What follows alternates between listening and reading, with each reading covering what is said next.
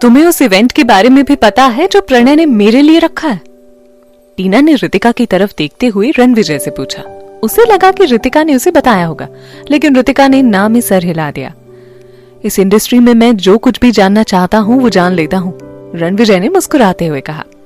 अब रितिका को एहसास हो रहा था कि आखिर रणविजय को इस इंडस्ट्री का किंग क्यों कहा जाता है। वो उसकी तरफ देखकर मुस्कुराने लगी। टीना, तुम अब चिंता मत करो, अब तुम्हारे दुश्मनों की खबर तुमसे ज्यादा मैं रखता हूँ और उन्हें कैसे रास्ते पर लाना है ये भी मुझे अच्छे से पता है। रणविजय ने टीना के बालों में हाथ फेरते हुए कहा। उन दोनों की बॉन्डिंग देखकर टीना के चेहरे पर खुशी की लकीरें आ गईं। इन दोनों की शादी को अभी ज्यादा दिन भी नहीं हुए, फिर भी ऐसा लगता है कि मानो ये सालों से एक दूसरे के साथ हैं। शूट खत्म होने के बाद टीना, रितिका और रणविजय एक साथ ही मुंबई वापस लौटे, लेकिन एयरपोर्ट पहुंचने के बाद रणविजय दूसरी गाड़ी से वहां से निकल गया ताकि किसी को शक ना हो कि वो टीना के साथ था। वहां एयरपोर्ट पर टीना को पिक करने के लिए प्रणय ने उसकी नई मैनेजर रोमा को भेजा हुआ था। वो एयरपोर्ट पर पर्पल कलर की शॉर्ट ड्रेस में खड़ी थी, पैरों में 10 इंच की हील और आंखों पर काले रंग के चश्मे के साथ वो इस तरह से खड़ी थी कि मानो वो कोई मैनेजर नहीं बल्कि फिल्म स्टार हो। बीच बीच में वो अपने रिस्ट वॉच में टाइम भी देखे जा रही थी। टीना ने उसके हाथ में पड़ा अपना नाम का बोर्ड देख लिया था, लेकिन फिर भी वो उसे इग्नोर करके रितिका के साथ एयरपोर्ट से बाहर निकल गई। जैसे ही टीना गाड़ी में बैठकर वहां से बाहर निकली, उसके पास रोमा की कॉल आ गई। रितिका, तुम्हारी फ्लाइट लेट हो गई क्या? रोमा ने पूछा। नहीं तो, रितिका ने आराम से उत्तर दिया। तो तुमने मुझे एयरपोर्ट पर देखा नहीं क्या? मैं बोर्ड लेकर खड़ी थी, रोमा ने कहा। देखा था, बट तुम चश्मा लगाकर खड़ी थी ना, तो मुझे लगा कि तुम एयरपोर्ट पर किसी शूट के लिए आई हो, सो मैं वहां से निकल आई, टीना ने व्यंग्यात्मक शब्दों में कहा।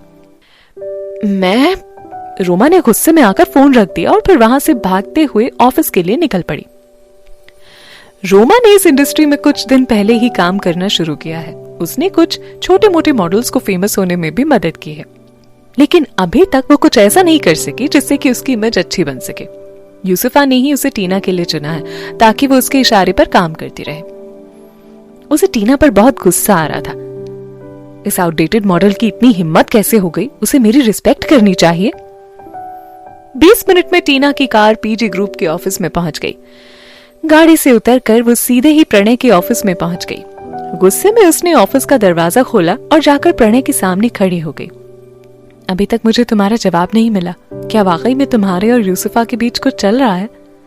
प्रणय ने अपना काम बीच में ही रोककर टीना की तरफ देखा और फिर बात बदलते हुए कहा। तुम आ गई वापस? कब आई? कब से चल रहा है ये सब? तुम्हारे और यूसुफा के बीच ये सब कब से चल रहा है? टीना अभी भी अपने सवाल पर अड़ी रही।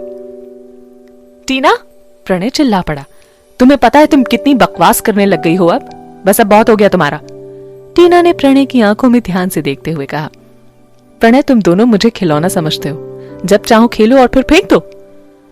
टीना, अब मुझे ब्रेकअप चाहिए, मैं यूसुफा के साथ हूं, हम दोनों एक दूसरे से बहुत प्यार करते हैं, प्रणय ने टीना की तरफ अजनबी की तरह देखते हुए कहा। हम दोनों के बीच अब कुछ नहीं रह गया है, अब से हमारे बीच बस बॉस और एम्प्लॉय का रिश्ता है। मैं तुम्हारा बॉस हूं और तुम मेरी कंपनी की एक एम्प्लॉय हो और कुछ नहीं।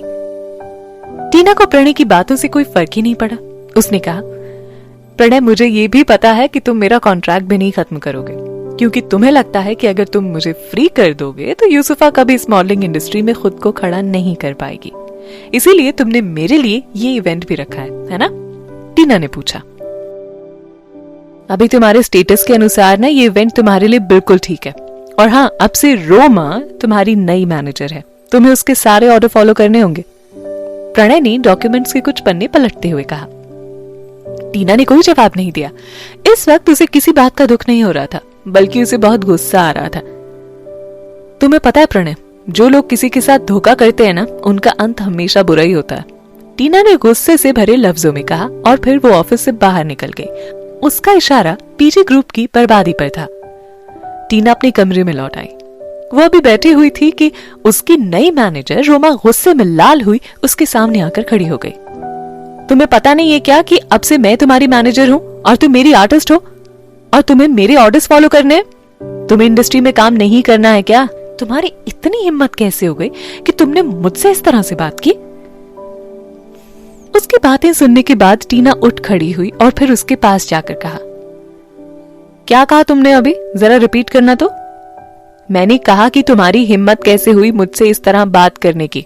रोमा ने गुस्से में ये शब्द बोले। जैसे ही उसके मुंह से ये निकला, टीना ने एक जोरदार थप्पड़ उसके गालों पर जड़ दिया। आगे से औकात में रहकर बात करना मेरे से, टीना ने उसे घूरते हुए कहा। रोमा का दिमाग सुन्न हो गया। वो टीना से लड़ने के लिए आगे बढ़ी ही थी कि टीना ने उसके हाथ में फोन पकड़ाते हुए कहा, अब मैं तुम्हारे ये फोटोज मीडिया में देने वाली हूँ, 1 सेकंड में तुम्हारा सारा खेल खत्म। रोमा ने जब तक उन फोटोज को नहीं देखा तो उसे समझ ही नहीं आया कि टीना किस बारे में बात कर रही है। जैसे ही उसने फोन में फोटोज देखे, उसका दिमाग चकरा गया। इन फोटोज में वो एक डायरेक्टर को सिड्यूस करने की कोशिश कर रही थी। रोमा को कुछ समझ नहीं आ रहा था कि आखिर टीना के पास ये फोटोज कहां से आई। ये नहीं हो सकता, ये फेक फोटोज भी हो सकती हैं। मुझे पता है कि तुम्हें यूसुफा ने भेजा है, मुझे इससे कोई दिक्कत भी नहीं है अगर तुम मेरे साथ अच्छे से पेश आओ ना तो, लेकिन मुझे लगता है कि तुम्हें पता नहीं है कि तुम किससे भिड़ने की कोशिश कर रही हो। डर के मारे रोमा का शरीर थर थर कांपने लग गया। अगर उसे पहले पता होता कि टीना के पास ये सब है तो वो कभी भी यूसुफा के कहने पर टीना के साथ ऐसा बर्ताव नहीं करती। उसकी आंखों से आंसू टपकने लग गए। टीना, आई एम सॉरी, मेरा वो मतलब नहीं था, प्लीज मेरी फोटोज रिलीज मत करना, मैं बर्बाद हो जाऊंगी, प्लीज तुम जैसा कहोगी मैं वैसा करूंगी अब से। टीना ने उसकी तरफ देखते हुए कहा, मैं तुम्हें सिर्फ एक बार बता रही हूँ कि उनके लिए बहुत सीधे हूं जो मेरे साथ इज्जत से पेश आते हैं, लेकिन अगर तुम मेरे साथ कोई गेम खेलोगी तो फिर तुम्हारी ऐसी हालत कर दूंगी ना कि दोबारा कभी उठ खड़े होने की तुम्हारी हिम्मत नहीं बचेगी। अब से तुम अपना काम करो और मुझे मेरा करने दो, लेकिन अगर तुमने कभी कुछ इधर उधर किया तो उसके अंजाम के लिए तैयार रहना। मैं समझ गई मुझे क्या करना है और क्या नहीं करना है। टीना का गुस्सा देखकर रोमा की हालत खराब हो चुकी थी। इसके बाद टीना बिल्कुल नॉर्मल हो गई। उसने प्यार से रोमा से पूछा, इवेंट के लिए कब तक जाना है? आप जा रही हैं? रोमा को समझ नहीं आ रहा था कि आखिर टीना क्या करने वाली है। तुम बस बताओ कब जाना है, टीना ने उसकी बात काटते हुए कहा।